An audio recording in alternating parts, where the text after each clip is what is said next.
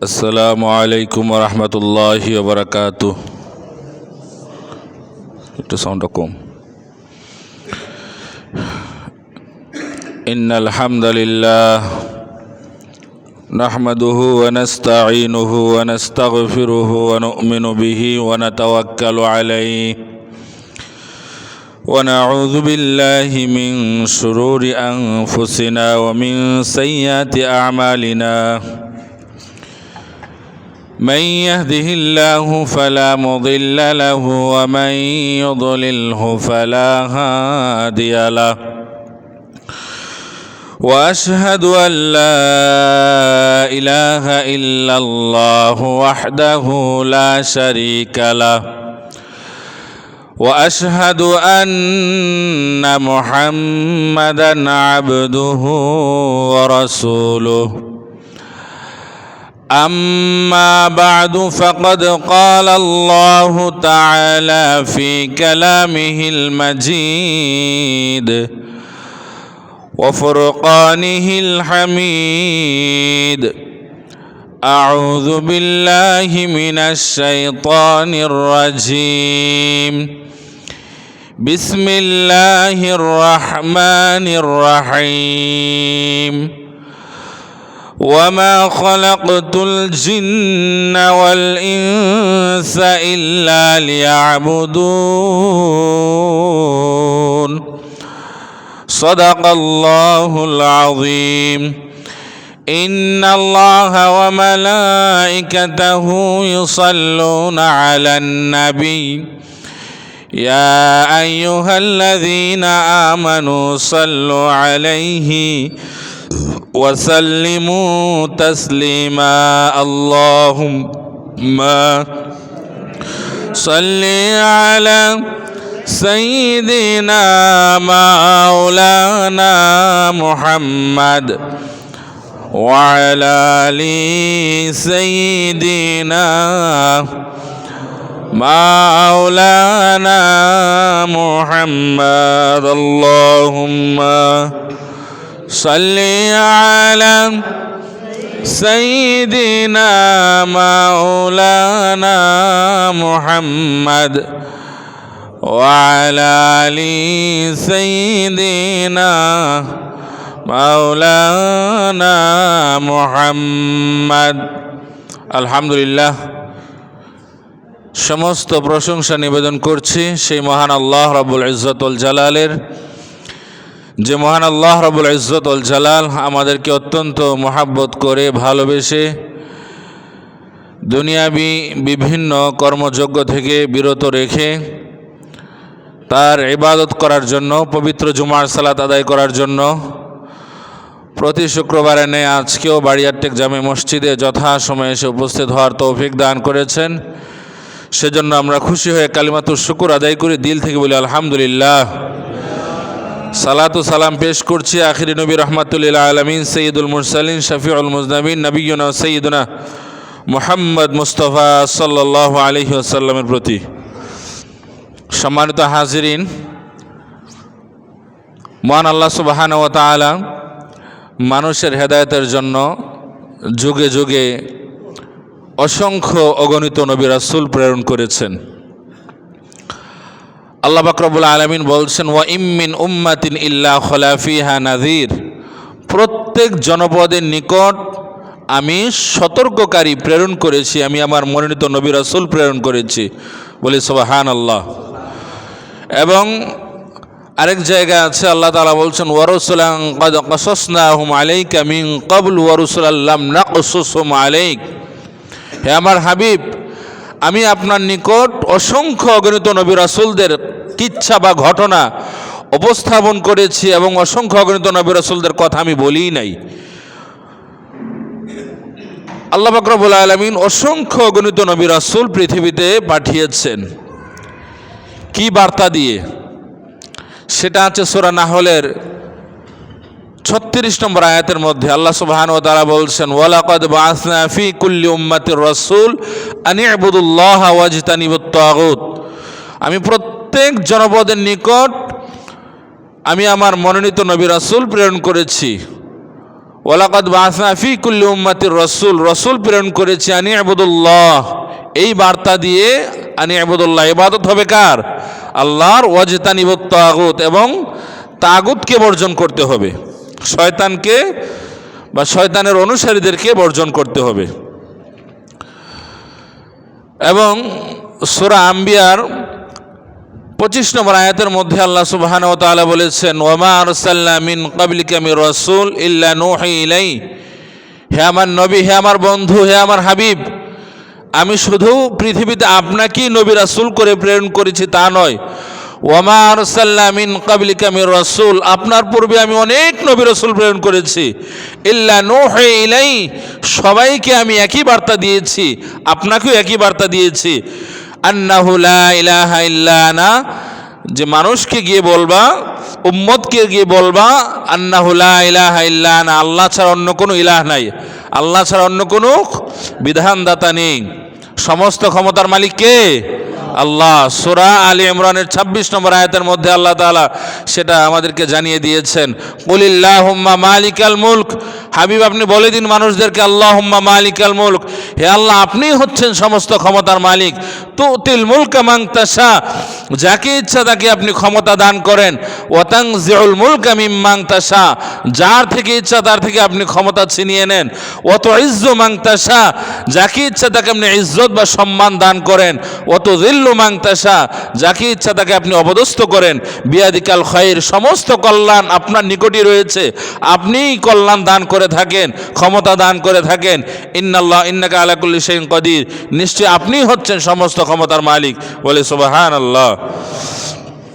তো সেই আল্লাহ পাক রব্বুল আলামিনের ইবাদতই আমাদেরকে করতে হবে, না হলে কিন্তু কোনো উপায় নেই। এজন্যই আল্লাহ সুবহানাহু ওয়া তাআলা আমাদেরকে পৃথিবীতে পাঠিয়েছেন, অন্য কোনো উদ্দেশ্যে নয়। সূরা জারিয়াতের 56 নম্বর আয়াতের মধ্যে আল্লাহ তাআলা বলছেন, ওয়ামা খলাকতুল জিন্না ওয়াল ইনসা ইল্লা লিয়াবুদুন, আমি জিন এবং মানব জাতিকে কেবলমাত্র আমার ইবাদত করার জন্যই সৃষ্টি করেছি, আমি আমার বিধিবিধান মেনে চলার জন্যই সৃষ্টি করেছি, আইলি ওয়াহিদুন, পৃথিবীতে আমার একত্বকে প্রতিষ্ঠা করার জন্যই সৃষ্টি করেছি, ভিন্ন কোনো উদ্দেশ্যে সৃষ্টি করি নাই।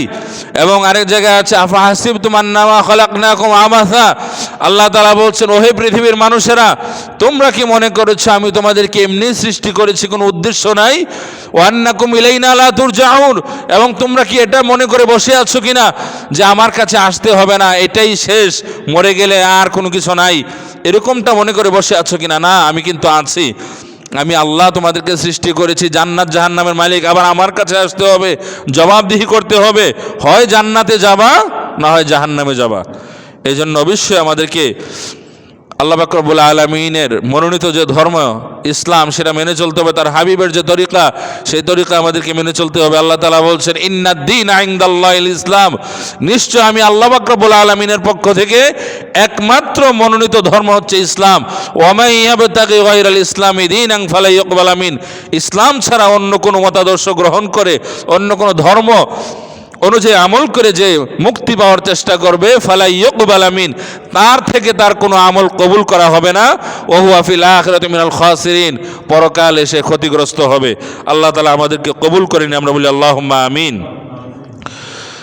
আমাদের নবীকে আল্লাহ পাক রব্বুল আলামিন সর্বশেষ এবং সর্বশ্রেষ্ঠ নবী হিসেবে আল্লাহ তাআলা পাঠিয়েছেন, সর্বশেষ যুগে সর্বশ্রেষ্ঠ নবী হিসেবে আল্লাহ তাআলা পাঠিয়েছেন। লাকাদ কানা লাকুম ফি রাসূলিল্লাহি উসওয়াতুন হাসানা, আল্লাহ পাক রব্বুল আলামিন বলছেন, তোমাদের জন্য তোমাদের রাসূলের মধ্যেই রয়েছে উত্তম আদর্শ, বলে সুবহানাল্লাহ।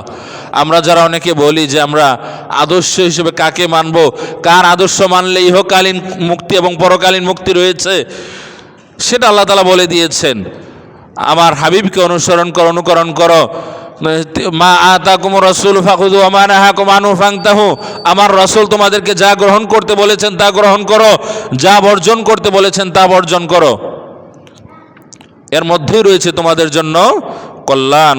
ওয়া মা আরসালনাকা ইল্লা রাহমাতাল লিল আলামিন, হাবিব আমি আপনাকে গোটা বিশ্বজাহানের জন্য রহমত হিসেবে প্রেরণ করেছি, বলি সুবহানাল্লাহ। এই নবীর কাছে আল্লাহ পাক রব্বুল আলামিন দীর্ঘ 23 বছরে সর্বশেষ আসমানি গ্রন্থ আল কোরআন, সর্বশ্রেষ্ঠ গ্রন্থ কোরআন নাজিল করেছেন। বলি সুবহানাল্লাহ। ধাপে ধাপে যখন যতটুকু প্রয়োজন ততটুকু আল্লাহ তাআলা নাজিল করেছেন। সুবহানাল্লাহ। কেন? আল্লাহ তাআলা বলছেন আলিফ লাম রা কিতাবুন আনজালনাহু ইলাইক, হাবিব এই কিতাব আমি আপনার নিকট নাজিল করেছি। কেন নাজিল করেছে সেটা আল্লাহ তাআলা বলছেন লিতুখরিজান নাস মিনাজ যুলুমাতি ইলান নূর, যাতে করে এই কিতাবকে দিয়ে, এই কিতাবের মাধ্যমে আপনি মানুষদেরকে অন্ধকার সমূহ থেকে আলোর পথে নিয়ে আসতে পারেন, জাহিলিয়াত থেকে মানুষকে ইসলামের পথে নিয়ে আসতে পারেন। সুবহানাল্লাহ। তাহলে কোরআন কি করে? অন্ধকার থেকে আলোর পথে নিয়ে আসে মানুষকে। এই জন্য অবশ্যই আমাদেরকে কোরআন পড়তে হবে, কোরআন বুঝতে হবে, কোরআনের সাথে সম্পর্ক বৃদ্ধি করতে হবে। সম্মানিত হাজির, কোরআনের মধ্যে যেরকম আমাদের জন্য শিক্ষা রয়েছে, এটা আমাদের গাইডলাইন, এবং এই কোরআনের যে নাম রয়েছে সেই নামগুলো নিয়েও চিন্তা করলে অনেক শিক্ষা আমরা পেতে পারি। আল্লাহ পাক রব্বুল আলামিন কোরআন, এই যে কোরআনের যে নাম এমনি এমনি দেয় নাই, প্রত্যেকটা নামের পিছনেই অবশ্যই শিক্ষা রয়েছে। এখানে অনেক কিছুর নাম আছে। মানুষের নামে আছে সূরা, এরপরে কীটপতঙ্গের নামে আছে, পশুর নামে আছে, নবী রাসূলদের নামে আছে, এবং 6 জন নবীর নামে কোরআনে সূরা রয়েছে। ইউনুস, ইউসুফ, হুদ, ইব্রাহিম, নূহ এবং মুহাম্মদ সাল্লাল্লাহু আলাইহি ওয়াসাল্লাম, এই 6 জন নবীর নামে যেরকম কোরআনে সূরা আছে, আবার ওলির নামেও সূরা আছে। আছে একজন মহিলা ওলি, ঈসা আলাইহিস সালামের মা মারিয়াম আলাইহিস সালাম, ওনার নামে সূরা মারিয়াম রয়েছে। এবং আরেকটি সূরা রয়েছে সূরা লোকমান, পুরুষ ওলি, যদিও ওনার ব্যাপারে কিছু মতভেদ রয়েছে যে তিনি কি নবী ছিলেন না ওলি ছিলেন, তবে অধিকাংশ আলেম উলামায়ে কেরাম, বুজুর্গানে কেরাম বলেন ইন্নাহু কানা আবদান সালিহা, নিশ্চয় লোকমান হাকিম একজন নেককার বান্দা ছিল, আল্লাহর ওলি ছিল, তিনি কোনো নবী ছিল না। বলে সুবহানাল্লাহ। এরপরে আমরা যদি দেখি কোরআনে পশুর নামে যে সূরা বাকারা, বাকারা মানে হচ্ছে গাভী, এই গাভীর নামে সূরা আছে। এখানে অনেক শিক্ষণীয় বিষয় রয়েছে, যদি আমরা পড়ে বুঝতে পারবো। সূরা ফিল, ফিল মানে হাতি, এরপরে সূরা নাহাল, নাহাল মানে হচ্ছে মৌমাছি, এবং এই মৌমাছির মধু সম্পর্কে আল্লাহ তাআলা সূরা নাহলের মধ্যে আলোচনা করেছেন যে এই মধু মানুষের জন্য শিফা তথা মুক্তি। সুবহানাল্লাহ। আইনকাবুত মাকড়সার নামে আছে, আরও বিভিন্ন নামে আছে। এগুলো আমরা খেয়াল করব, কেন নামটা আল্লাহ তাআলা দিয়েছেন, নামকরণ কেন করেছেন, সেটা যদি আমরা জানার চেষ্টা করি অবশ্যই অনেক কিছু শিখতে পারবো। এবং কোরআনের যে আয়াত, আল্লাহ পাক রব্বুল আলামিন মানুষকে বোঝানোর জন্য বিভিন্নভাবে উদাহরণ দিয়েছেন, বিভিন্ন উদাহরণ দিয়েছেন। দেখুন কোরআনে কি আছে। আল্লাহ তাআলা বলছেন ইন্নাল্লাহা লা ইয়াস্তাহি আন ইয়াদরিবা মাসালাম মা বাউদাতান ফামা ফাওকাহা, আল্লাহ পাক রব্বুল আলামিন লজ্জা করেন না মশা বা তার চেয়ে তুচ্ছ কোনো জিনিসের দৃষ্টান্ত দিতে। ইন্নাল্লাহা লা ইয়াস্তাহি আন ইয়াদরিবা মাসালাম মা বাউদাতান ফামা ফাওকাহা, আল্লাহ পাক রব্বুল আলামিন লজ্জা করেন না মশা বা তার চেয়ে তুচ্ছ কোনো জিনিসের উদাহরণ পেশ করতে। সুবহানাল্লাহ। فأما الذين آمنوا فيعلمون أنه الحق من ربهم, কারণ বিশ্বাসীরা জানে এই সত্য উদাহরণ তাদের প্রতিপালকের পক্ষ থেকে এসেছে। বিশ্বাসীরা জানে এই উদাহরণ, এই দৃষ্টান্ত তাদের প্রতিপালক আল্লাহ পাক রব্বুল আলামিনের পক্ষ থেকে এসেছে। সুবহানাল্লাহ। ওয়া আম্মাল্লাযীনা কাফারু ফায়াকুলুনা মাযা আরাদাল্লাহু বিহাযা মাসালা, আর সত্য অস্বীকারীরা, কাফেররা, বেদিনরা এগুলো শুনে বলতে থাকে, এই উদাহরণ দেখে বলতে থাকে, প্রশ্ন করে আল্লাহ তাআলা কি উদ্দেশ্যে এমন উপমা দিয়েছেন, এই উপমার সাথে আল্লাহর কি সম্পর্ক, বলি নাউজুবিল্লাহ। এরপরে আল্লাহ বলছেন ইউদিল্লু বিহি কাসীরা ওয়া ইয়াদি বিহি কাসীরা, এভাবে একই উদাহরণে অনেকে পথভ্রষ্ট হয়, আবার অনেকে সত্য পথে পরিচালিত হয়। একই উদাহরণে একই কোরআনে একই আয়াতে কেউ বিশ্বাসী হয়, কেউ অবিশ্বাসী হয়। এজন্য দেখবে থাকবেন অনেক অমুসলিম, অনেক খ্রিস্টান, অনেক হিন্দু বৌদ্ধ, অনেক নাস্তিক, অনেক সংশয়বাদী, তারা বলে যে ইসলাম গ্রহণ করেছি কোরআন পড়ে। বেশিরভাগ অমুসলিম কোরআন পড়েই ইসলাম গ্রহণ করে। তাদের অন্তর্চক্ষু খুলে যাওয়ার কারণে তারা সত্যটা বুঝতে পারে। আবার অনেক কপাল পোড়া নামধারী মুসলিম, যাদের কপালে হেদায়েত নেই, তারাও একই কথা বলে, কোরআন পড়ে আমি অবিশ্বাসী হয়ে গেছি বা অমুক ধর্মে চলে গেছি। তো এটাই আল্লাহ তাআলা বলছেন, ইউদিল্লু বিহি কাসীরা ওয়া ইয়াহদি বিহি কাসীরা। এভাবে একই উদাহরণে অনেকে আলোর পথ ফিরে পায়, অনেকে গুমরাহির পথে চলে যায়। উদাহরণ কিন্তু একটাই, আয়াত কিন্তু একটাই। সুবহানাল্লাহ।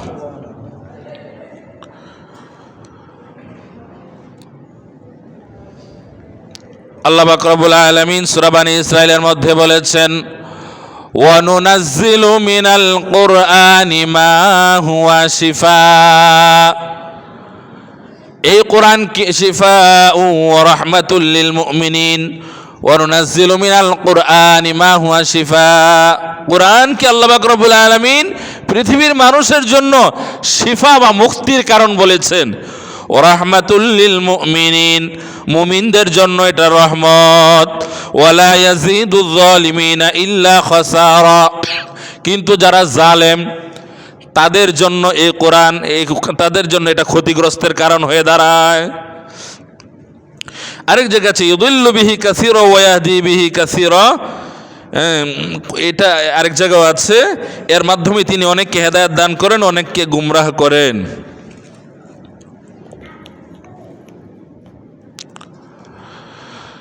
তো আল্লাহ পাক রব্বুল আলামিনের কাছে আমরা দোয়া করি এই কোরআন যেন আমাদের জন্য হেদায়েতের কারণ হয়। আমরা বলি আল্লাহুম্মা আমিন। কেননা একটা কথা অনেকবার বলেছি যে শেষ জামানায় হাদিসে আছে মানুষের ঈমান টলমল করবে। আমরা কেউ দৃঢ়তার সাথে বলতে পারি না যে আমরা ঈমান নিয়েই যেতে পারবো। আমরা ঈমানের জন্য, হেদায়েতের জন্য আল্লাহর কাছে প্রতিনিয়ত দোয়া করব যেন আল্লাহ তাআলা হেদায়েতের উপর অটল রাখেন এবং এই হেদায়েত নিয়ে, আল্লাহর প্রতি ঈমান নিয়ে, রসুলের প্রতি ঈমান নিয়ে, তার প্রতি মহাব্বত নিয়ে, তার তরিকা অনুযায়ী যেন আমরা, তরিকার উপর আমল করে যেন আমরা কবরে যেতে পারি, সেই দোয়া করব। নচেত গুমরাহি পথে পরিচালিত হওয়ার সমূহ সম্ভাবনা আছে। কিন্তু কিয়ামতের আগে এটা হবে। অনেক নামধারী বড় বড় আলেমরাও ঈমান থেকে চলে যাবে। মানুষ এগুলো দেখে প্রভাবিত হয়ে মানুষ বেঈমান হয়ে যাবে। সকালে মুমিন থাকবে, বিকালে কাফের, বিকালে কাফের, সকালে মুমিন। কিন্তু হাদিসে আছে কিয়ামতের আলামত, বড় আলামত যখন দেখা দিবে তখন কিন্তু ওই ঈমান আনলে লাভ হবে না। সূর্য যখন পূর্ব দিক থেকে উদিত হওয়ার পরিবর্তে পশ্চিম দিক থেকে উদিত হবে, তখন অবিশ্বাসীরা, কাফেরা বলবে, আরে এটা তো মুসলিমদের হাদিসে আছে, এটা তো মুসলিমদের নবীরা বলে গিয়েছিল যে এটা হবে, তো এটা তো হয়েছে, আমরা তো হাসি ঠাট্টা করতাম, ঈমান আনলাম আল্লাহর প্রতি, এখন তো কিয়ামত হয়ে যাবে, এটা আলামত দেখা দিয়েছে। হাদিসে আছে তখন ঈমান আনলে লাভ হবে না। মুমিন তো তারা আল্লাযীনা ইউমিনুনা বিল গায়ব, যারা গায়েবের প্রতি ঈমান আনে, ওয়া ইয়াকিমুনাস সালাত, সালাত কায়েম করে। এরপরে কোনো মানুষের মৃত্যুর গড়গড়া শুরু হয়ে গেলে তখন যদি কেউ ক্ষমা চায়, ঈমান আনে, তখনও সেটা কবুল হয় না। এজন্য সুস্থ আছি, সুস্থ শরীরে, সুস্থ মনে এখনই আল্লাহর কাছে হেদায়েত কামনা করে দোয়া করতে হবে আল্লাহ তাআলা যেন সবসময় হেদায়েতের উপর অটল রাখেন। আমরা বলি আল্লাহুম্মা আমিন। বলছিলাম দুইটি সূরা ওলির নামে, একজন হচ্ছে পুরুষ ওলি আর একজন মহিলা ওলি, লোকমান হিকিম। তো ওনার সম্পর্কে কিতাবের মধ্যে আছে যে উনি একজন কৃতদাস ছিলেন, কালো ছিলেন, কুচকুচে কালো, ঠোঁটগুলো পুরো, প্রাতিষ্ঠানিক শিক্ষা ছিল না, কিন্তু আল্লাহ তাআলা তাকে অনেক বেশি ইলম দান করেছিলেন, হিকমা দান করেছিলেন। বলি সুবহানাল্লাহ। এবং আমরা এখান থেকে এই শিক্ষাটা পেতে পারি যে ইসলাম বর্ণ প্রথার সমর্থন করে না। ইসলাম কালো সাদার মধ্যে কোনো ভেদাভেদ নাই। ওই যে আমেরিকার মুষ্টিযোদ্ধা মোহাম্মদ আলী ক্লে, তিনি তো খ্রিস্টান ধর্মাবলম্বী ছিলেন, পরবর্তীতে মুসলিম হলেন, কেন হয়েছিলেন সেটা কিন্তু তিনি বলেছেন। তিনি নানাভাবে নিগৃহীত হচ্ছিলেন মানুষের দ্বারা। ওই আমেরিকার সমাজে তখন শ্বেতাঙ্গ আর কৃষ্ণাঙ্গদের মধ্যে একটা লড়াই ছিল, কেউ কাউকে দেখতে পেত না। কৃষ্ণাঙ্গদেরকে এক ঘরে করে রাখা হতো না, এক ঘরে করে রাখা হতো, মানুষ হিসেবে মর্যাদা দেওয়া হতো না।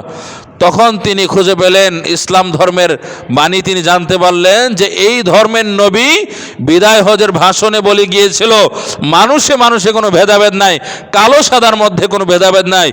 এই মুসলিমদের ধর্মগ্রন্থের মধ্যে আছে মানুষে মানুষে কোনো ভেদাভেদ নাই। এই জন্য তিনি ইসলাম ধর্ম গ্রহণ করেছিলেন, হেদায়েতের পথে এসেছিলেন। সুবহানাল্লাহ। আল্লাহ তাআলা সূরা হুজুরাতের মধ্যে বলেছেন, ইয়া আইয়ুহান নাস, হে পৃথিবীর মানুষেরা, ইন্না খলাকনাকুম মিন যাকারিন ওয়া উনসা, নিশ্চয় আমি তোমাদেরকে একজন নারী এবং একজন পুরুষ থেকে সৃষ্টি করেছি। ওয়া জাআলনাকুম শুউবান ওয়া কাবাইল, এবং আমি তোমাদেরকে বিভিন্ন জাতি এবং সম্প্রদায়ে বিভক্ত করে দিয়েছি। লিতাআরাফু, যাতে করে তোমরা একে অপরকে চিনতে পারো, বুঝতে পারো।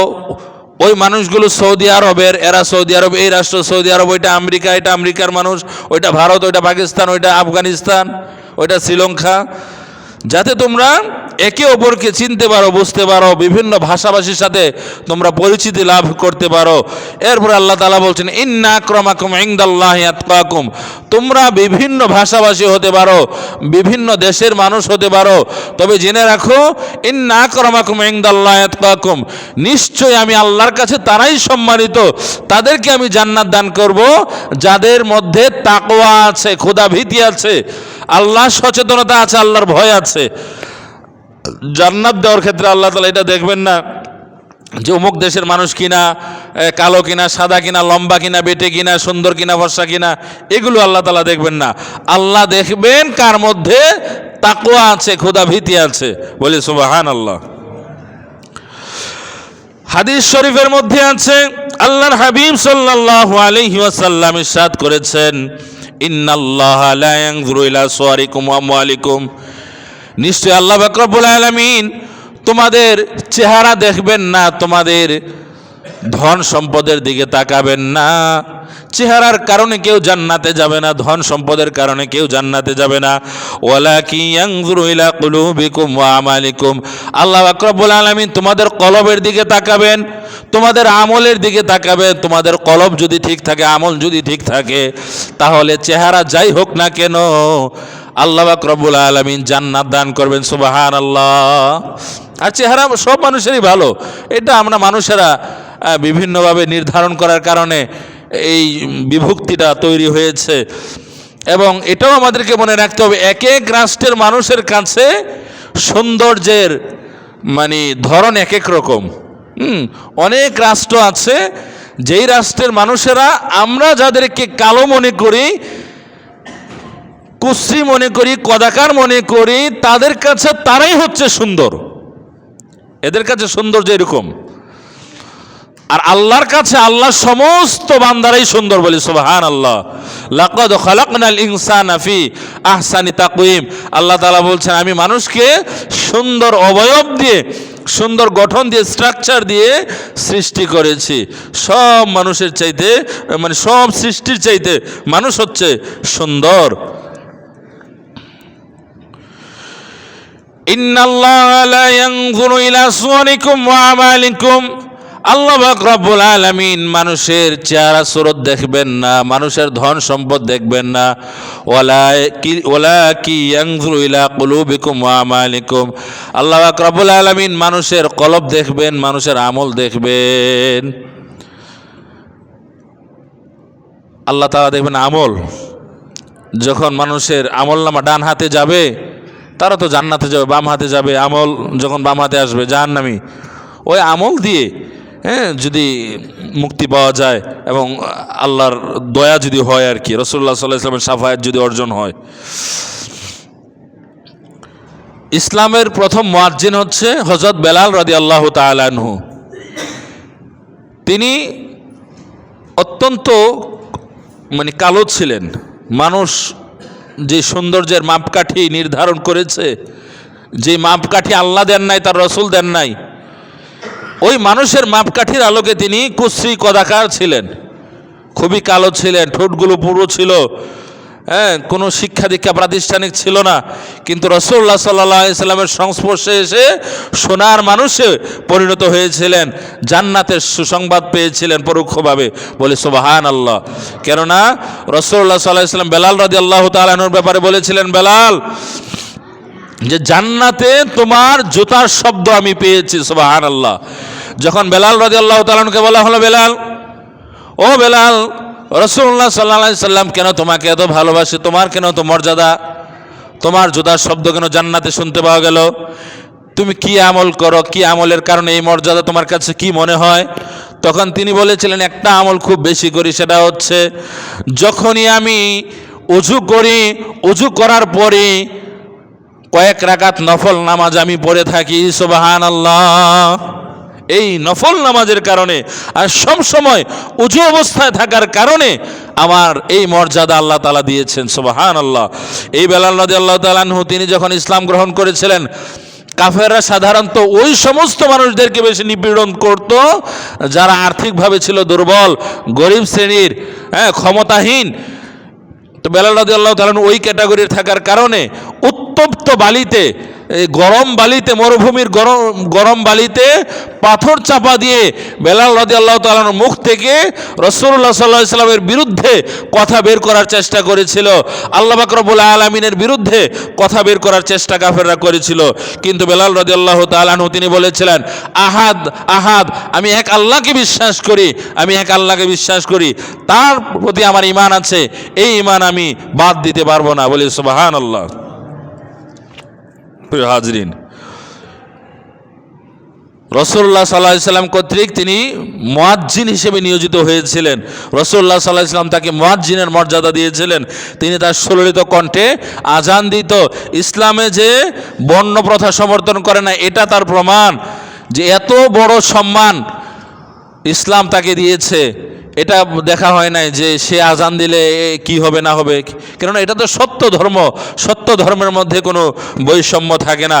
মক্কা বিজয়ের দিন রাসূলুল্লাহ সাল্লাল্লাহু আলাইহি সাল্লাম বেলাল রাদিয়াল্লাহু তাআলা আনহুকে বললেন, বেলাল, কাবার ছাদে উঠে তুমি আজান দাও, আল্লাহর বরত্ব ঘোষণা করো, আমরা মক্কা বিজয় লাভ করেছি, খুশি হয়ে আল্লাহর বরত্ব ঘোষণা করো, সুবহানাল্লাহ।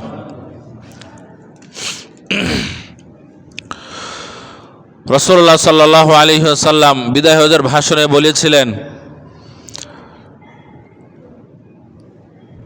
আন্নাসু সাওয়াসিয়াতুন কাসনামিল মুশত, মানুষ হচ্ছে মানুষ হিসেবে চিরুনির দাঁতের মতো। চিরুনির দাঁতগুলো প্রত্যেকটা যেরকম সমান, মানুষ হচ্ছে প্রত্যেকেই সমান।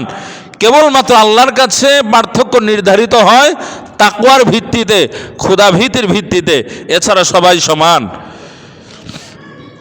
রাসূলুল্লাহ সাল্লাল্লাহু আলাইহি ওয়াসাল্লাম আরো বললেন, মুমিনুন তাকিয়ুন ওয়া ফাজিরুন শাকিয়ুন, হতে পারে তোমাদের মধ্যে কেউ মুমিন, কেউ ভালো আমল করে, কেউ খারাপ, কেউ ফাসিক। আনতুম বানি আদম, তবে মনে রেখো তোমরা সবাই বনি আদম, আদমের সন্তান। ওয়া আদম মিন তুরাবিন, এবং আদমকে মাটি থেকে সৃষ্টি করা হয়েছে। হযরত বেলাল রাদিয়াল্লাহু তাআলা আনহু অনেক জ্ঞানের অধিকারী ছিলেন, আল্লাহ তাআলা তাকে সেটা দান করেছিলেন, এবং তার নামে একটি সূরা আল্লাহ তাআলা নাজিল করেছেন। ইবনু জারির আত-তাবারি ওনার ইতিহাস গ্রন্থ তারিখে তাবারিতে আছে লোকমান হাকিম সম্পর্কে, যে উনি যে মনিবের অধীনে কাজ করতেন, রাখালগিরি করতেন, মানুষেরা তার কথা শোনার জন্য অনেক দূর থেকে আসতো। তিনি মানুষকে উপদেশ দিতেন, কল্যাণমূলক কথা বলতেন, এগুলো মানুষেরা শুনতো, মানুষের কাছে ভালো লাগতো, ডিপ্রেশন দূর হতো। তো মুনিব চিন্তার মধ্যে পড়ে গেল, আমি মালিক হওয়ার পরেও কোনো মানুষ আমার কাছে আসে না, ওইভাবে উপদেশ নিতে আসে না, পরামর্শ নিতে আসে না, আর আমার রাখালগিরি যে করে, আমার ছাগল যে চড়ায়, পশু যে চড়ায়, তার এত মর্যাদা, তার এত সুনাম, তো দেখি তাকে একটু পরীক্ষা করি আসলে কি সে মানে জ্ঞানের অধিকারী কিনা। তো তিনি বললেন, মুনিব বলল, ইযবাহ শাতান, তুমি যে ছাগল চড়াও এর মধ্যে একটি ছাগল জবে করো তুমি, ওয়া আখরিজ মিনহা আতিয়াবা মুদগাতাইন, এর মধ্য থেকে দুইটি দামি অঙ্গ তুমি আমার সামনে নিয়ে আসো। তো লোকমান হাকিম জবে করার পরে দুইটি দামি অঙ্গ নিয়ে আসলেন, সেটা হচ্ছে জিহবা এবং কলব, হ্যাঁ, হার্ট, হৃদয়। এরপরে আরেকবার বললেন ইদহাব, আবার যাও, ওয়াজবাহাত শাতান উখরা, আরেকটি ছাগল জবে করো, সবচাইতে খারাপ দুটি অঙ্গ নিয়ে আসো। তো তিনি একই অঙ্গ নিয়ে আসলেন, জিহবা এবং কলব। তখন তিনি বললেন, মালিক বলল যে একই অঙ্গ সবচাইতে খারাপ এবং সবচাইতে ভালো কিভাবে হতে পারে? যেটা সবচাইতে ভালো সেটাকেই আবার তুমি সবচাইতে খারাপ বলেছো, এর কারণ কি? তখন তিনি ওই আল্লাহ প্রদত্ত জ্ঞানে বলিয়ান হয়ে তিনি বলেছিলেন যে কলব এবং জিহ্বা এই দুইটা অঙ্গ এমন, এই দুইটা ভালো হলে সবচাইতে ভালো মানুষ ভালো হয়ে যায়, এই দুইটা খারাপ হয়ে গেলে গোটা মানুষটাই খারাপ হয়ে যায়। কত জ্ঞানী কথা! সম্মানিত হাজিরিন, তো লোকমান হাকিম যে জ্ঞান পেয়েছিলেন সেটা কার পক্ষ থেকে? আল্লাহ পাক রব্বুল আলামিনের পক্ষ থেকে। ওই আল্লাহ পাক রব্বুল আলামিনের পক্ষ থেকে আমাদের রাসূলও জ্ঞান পেয়ে একই কথা বলেছেন, হাদিসে আছে, আলা ওয়া ইন্না ফিল জাসাদি মুদগাতান, ওহে পৃথিবীর মানুষেরা তোমরা জেনে রাখো, আলা ওয়া ইন্না ফিল জাসাদি মুদগাতান, নিশ্চয় মানুষের শরীরের মধ্যে একটা গোশতের টুকরা আছে, ইযা সলুহাত সলুহাল জাসাদু কুল্লু, এই গোশতের টুকরাটা যদি ভালো থাকে গোটা মানুষটাই ভালো হয়ে যায়। ওয়াইদা ফাসাদাত ফাসাদাল জাসাদু কুল্লু, আর এই গোশতের টুকরাটা যদি খারাপ হয়ে যায় গোটা মানুষটাই খারাপ হয়ে যায়। আলা ওয়াহিয়াল কলব, আর সেটা হচ্ছে কলব। কলব ভালো, হৃদয় ভালো, অন্তর ভালো, মানুষটাই ভালো, জান্নাতি। কলব খারাপ, কলব কলুষিত হয়ে গিয়েছে, মানুষটাই জাহান্নামী হয়ে যায়। এজন্য হাদিসে আছে, যখন মানুষ কোনো অপরাধ করে, অন্যায় করে, খারাপ কাজ করে, তখন তার কলবের মধ্যে একটা কালো দাগ পড়ে যায়। এই দাগ আবার দেখা যাবে না, এটা দেখা যাওয়ার মতো দাগ নয়, এটা একটা আধ্যাত্মিকতার ব্যাপার। তো এভাবে ব্যক্তি যদি অনবরত পাপ করতে থাকে, কলব পুরোপুরি কালো হয়ে যায়, পুরোপুরি ধ্বংস হয়ে যায়, এরপরে শয়তান চূড়ান্তভাবে তার উপর ভর করে, শয়তান তাকে পরিচালিত করে, সম্পূর্ণভাবে শয়তানের নিকট সে আত্মসমর্পণ করে, সে একজন শয়তানের পাক্কা অনুসারী হয়ে যায়। কিন্তু ব্যক্তি অপরাধ করার পরে সে যদি তার অপরাধ বুঝতে পেরে তওবা করে ক্ষমা চায়, ভালো কাজের বিনিময়ে ধীরে ধীরে তার কলব যেটা কলুষিত হয়ে গিয়েছিল, কালো হয়ে গিয়েছিল, দাগ পড়ে গিয়েছিল, ধীরে ধীরে দাগ কমে আবার স্বাভাবিক হয়ে যায়। এই জন্য আমরা বেশি বেশি তওবা করে ক্ষমা চেয়ে আমাদের কলবকে পরিষ্কার করতে হবে, নচেত কলব কিন্তু পুরোপুরি ধ্বংস হয়ে শয়তান আমাদের উপর রাজত্ব করবে। সম্মানিত হাজরিন, কোরআনের মধ্যে আছে, ইয়াউমা লা ইয়ানফাউ মালু ওয়ালা বানুন, পরকালে মাল এবং সন্তান কোনো কাজে আসবে না, ইল্লা মান আতাল্লাহ বিকলবিন সালিম, কলবে সালিমের অধিকারী হয়ে, সুস্থ কলব নিয়ে, কলুষতা মুক্ত, হিংসা বিদ্বেষ ঘৃণা মুক্ত, শিরিক মুক্ত, বেদাত মুক্ত, কুসংস্কার মুক্ত কলব নিয়ে যারা আল্লাহর কাছে যেতে পারবে তারাই মুক্তি পাবে, তারাই জান্নাতে যেতে পারবে। সুবহানাল্লাহ। কোরআনের আরেক জায়গা আছে, ওয়ালাকাদ যারানা লিজাহান্নামা কাসীরাম মিনাল জিন্নি ওয়াল ইনস, মানুষ এবং জিন জাতির অনেকের জন্য আমি জাহান্নামকে অবধারিত করে রেখে দিয়েছি। অনেক মানুষ এবং অনেক জিনের জন্য আমি জাহান্নাম প্রস্তুত করে রেখে দিয়েছি, তারা জাহান্নামে যাবে। এর কারণ সম্পর্কে আল্লাহ তাআলা বলছেন, লাহুম কুলুব লা ইয়াফকাহুনা বিহা, তাদের কলব ছিল, কলব আমি দিয়েছি, হৃদয় দিয়েছি, লা ইয়াফকাহুনা বিহা, এই কলব দিয়ে তারা সত্য অনুধাবন করতে পারে নাই, সত্য বুঝতে পারে নাই, সত্যের নিকট আত্মসমর্পণ করে নাই। কলব ছিল, কলব দিয়েছিলাম, সত্য মিথ্যা বোঝার মতো ক্ষমতা দিয়েছিলাম, লা ইয়াফকাহুনা বিহা, কিন্তু তারা সত্য মিথ্যা বুঝতে পারে নাই, কোনটা সত্য সেটা জানতে পারে নাই, জানার চেষ্টা করে নাই, সত্যের নিকট আত্মসমর্পণ করে নাই। ওয়ালাহুম আ'ইনুল লা ইউবসিরুনা বিহা, আল্লাহ পাক রব্বুল আলামিন এরপরে বলছেন তাদেরকে আমি চক্ষু দিয়েছিলাম, লা ইউবসিরুনা বিহা, সঠিক জিনিস দেখতে পায় নাই, যেগুলো দেখতে বলেছিলাম সেগুলো দেখে নাই, খারাপ জিনিস দেখেছে, যেগুলো দেখলে গুনাহ সেগুলো দেখেছে, এই জন্য তারা জাহান্নামে যাবে। চোখেরও জিনা আছে, চোখেরও জিনা আছে। চোখের জিনা হচ্ছে তাকানো, যেই জিনিস যেদিকে অশ্লীলতার দিকে তাকানো হচ্ছে চোখের জিনা, বেগানা নারীর দিকে তাকানো হচ্ছে চোখের জিনা, এবং মানুষের ধন সম্পদের দিকে হিংসাকাতর দৃষ্টিতে তাকানো হচ্ছে গুনাহ। এই জন্য মানুষ জাহান্নামে যাবে। ওয়ালাহুম আযানুন লা ইয়াসমাউনা বিহা, আল্লাহ বলছেন এরা এই জন্য জাহান্নামে যাবে যে তাদেরকে আমি কান দিয়েছিলাম ভালো জিনিস শোনার জন্য, লা ইয়াসমাউনা বিহা, ভালো জিনিস শোনে নাই, খারাপ জিনিস শুনেছিল, গান বাজনা অশ্লীলতা এগুলোর সাথে তারা সম্পৃক্ত ছিল, নিমজ্জিত ছিল, গান দেখেছিল, গান শুনেছিল, কলব দিয়ে সত্য অনুধাবন করতে পারে নাই। এই জন্য আল্লাহ বলছেন উলাইকা কাল আনআম বাল হুম আদাল, তারা চতুষ্পদ জন্তু বরং তার চেয়েও নিকৃষ্ট। উলাইকুমুল গাফিলুন, উলাইকা কাল আনআম ওয়া উলাইকুমুল গাফিলুন, তারাই হচ্ছে গাফেল, অমনোযোগী। আল্লাহ তাআলা আমাদেরকে সঠিক বুঝ দান করে, আমরা বলি আল্লাহুম্মা আমিন। সম্মানিত মুসলিয়ান কেরাম, এই লোকমান হিকিম সম্পর্কে আল্লাহ তাআলা বলছেন ওয়ালাকাদ আতাইনা লোকমান আল হিকমা আনিশকুর লিল্লাহ, আমি লোকমানকে হিকমা দান করেছিলাম, প্রজ্ঞা দান করেছিলাম, হ্যাঁ, সত্য মিথ্যা পার্থক্য নির্ণয় করার মতো জ্ঞান দান করেছিলাম, এবং বলেছিলাম আনিশকুর লিল্লাহ, এই যে আল্লাহর পক্ষ থেকে জ্ঞান পেয়েছো, নিয়ামত পেয়েছো, এই জন্য আল্লাহর শুকরিয়া আদায় করো, তাকাব্বুরি করবা না। নিয়ামত দিয়েছি, নিয়ামত কিন্তু ছিনিয়ে নিতে পারি, নিয়ামতের শুকরিয়া আদায় করার দরকার আছে না নাই?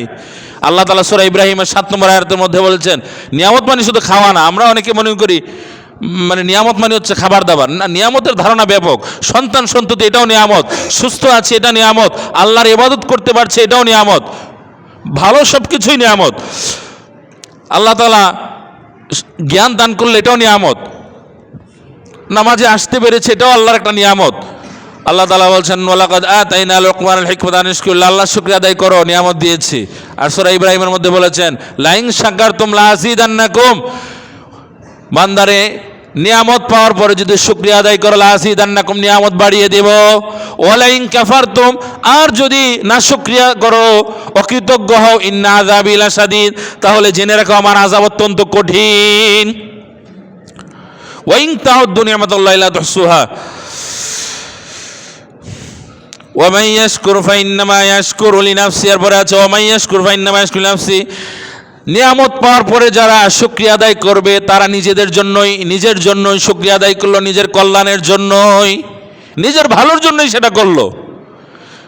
হাদিসে আছে সারা পৃথিবীর মানুষ যদি আল্লাহর ইবাদত করে, আল্লাহর বিধান মেনে নেয়, আল্লাহর একটু উপকার হবে না। আল্লাহর ক্ষমতা বৃদ্ধি পাবে এরকম না, আল্লাহর ক্ষমতা সবসময় একই রকম, আল্লাহই। এবং সারা পৃথিবীর মানুষ যদি আল্লাহর পথ থেকে দূরে সরে যায়, আল্লাহর কোনো ক্ষতি হবে না। অর্থাৎ আমাদের লাভের জন্যই ইসলামের পথে পরিচালিত হতে হবে। এমন নয় যে আল্লাহর ইবাদত করে আল্লাহর উপকার করে দিচ্ছি, আল্লাহর কোনো উপকার নাই। আমরা ইবাদত করলেও আল্লাহর উপকার নাই, আমরা আল্লাহর নাশুকরিয়া করলেও আল্লাহর কোনো ক্ষমতা খর্ব হবে না। আমাদের লাভের জন্যই, কল্যাণের জন্যই আল্লাহর ইবাদত করতে হবে। আল্লাহ এটাই বলছেন ওমাই ইয়াশকুর, যারা শুকরিয়া আদায় করবে ফাইন্নামা ইয়াশকুরু লিনাফসি, তারা নিজেদের কল্যাণের জন্যই সেটা করলো, আমার কোনো এখানে কল্যাণ হবে এরকম কিছু নয়।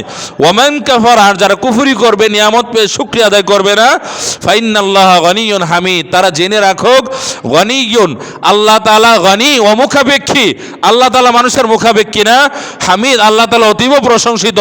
মানুষ যদি আল্লাহর মুখাপেক্ষী নাও হয় আল্লাহর কোনো সমস্যা নাই, হামিদ, মানুষ যদি আল্লাহর প্রশংসা নাও করে, ইবাদত নাও করে, আল্লাহর কোনো ক্ষতি হবে না, কিন্তু মানুষের ক্ষতি হবে। আল্লাহ তাআলা আমাদেরকে তার পথে পরিচালিত হওয়ার তৌফিক দান করুন, আমরা বলি আল্লাহুম্মা আমিন। ওয়া আখিরু দাওয়ানা আলহামদুলিল্লাহি রাব্বিল আলামিন। আসসালামু আলাইকুম ওয়া রাহমাতুল্লাহি ওয়া বারাকাতুহু।